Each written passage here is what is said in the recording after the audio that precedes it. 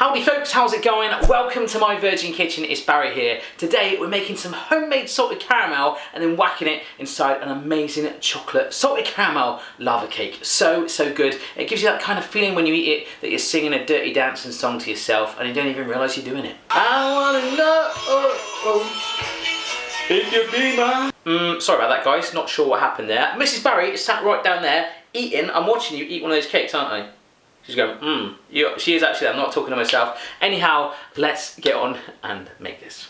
We'll start off by making our salted caramel, which is amazing. Combine your sugar, your golden syrup or corn syrup if you're using that, and water into a non-stick frying pan and stir together over a low flame until it's dissolved together. As soon as it's dissolved, stop stirring, but keep it over that low flame until it bubbles away until it's nice and golden. And once it hits that golden stage, take it off the heat. It'll be bubbling, so be careful. Add your cream and stir it through, and then also follow up by adding your vanilla and as much salt as you like. You know, you really want to go for it if you like. Give it a nice weird tang. Around about 3 teaspoons is what I used.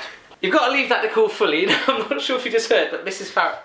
Barry just popped off. Come on, she did. Anyhow, so you're left with this absolutely stonking salted caramel, which is like that.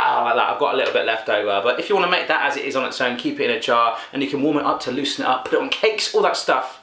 You'll love it, and it will love you back. Melt up your butter and chocolate in a saucepan. Now again, do this over a low heat because you do not want it to burn. Burnt chocolate and butter is not good. As soon as it's melted, take it off the heat and add your flour and salt in there. Just a little pinch of that and mix it through until it's nice and combined and thickened up. Whisk up your 3 eggs in a bowl, gradually adding in your sugar. Now you want to get that all in there, and as you whisk with your electric whisk, get it all dissolved and the mixture should go slightly pale. Now follow up by tipping in your chocolate mixture into those eggs and fold through. And at first it won't feel like it's combining, it will still look quite pale with like little chocolate ribbons, but keep working it and folding it, getting that air through there, and eventually you'll have a lovely chocolate batter. Into the ramekins that have been lightly greased with butter, dust in your cocoa powder and it will basically stick to the butter that's on there. So if you shake it all around, you can get rid of any excess so it's not a cocoa powder protest in there. Tip your batter in there nearly all the way up, and then you want to whack them in the fridge for at least 45 minutes. Once that time's up, take the ramekins out of the fridge and spoon in around about a heaped teaspoon of your salted caramel mixture in there, and gradually add on a little bit extra batter that you might have left over, or just scoop some from the sides. Now kind of thinking about it, it might have been easier to have half filled the ramekins, salted caramel in, and then sealed it all in, but I was kind of having an off day with Mrs. Barry down there. Yeah.